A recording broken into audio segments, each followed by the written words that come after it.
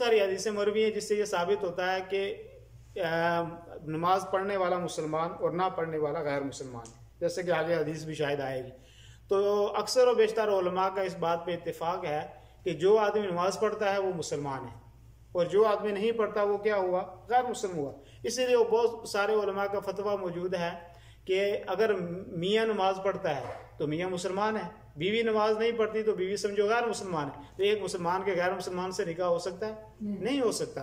اسی طریقے سے اگر بیوی نمازی ہے، گھر والا نمازی نہیں ہے، تو دونوں کے درمیان کہتے ہیں طلاق کی بھی ضرورت نہیں ہے، اس لیے کہ ان کا نکاح ہی نہیں ہوا۔ تو نماز سب سے ضروری چیز ہے جو کسی حالت میں بھی معاف نہیں ہے۔ آپ بیمار ہیں تب بھی معاف نہیں ہے، آپ سفر کی حالت میں ہیں تب بھی معاف نہیں ہے، ٹھیک ہے نہیں؟ ہر صورت میں وہ پڑھنی ہے۔ لیکن روزہ ہے تو سال میں ایک دفعہ ہے، بیمار ہے آدمی تو اگر زیادہ بیمار ہے تو وہ فدیہ دے سکتا ہے، لیکن نماز کی ایسی صورت نہیں ہے، ٹھیک ہے؟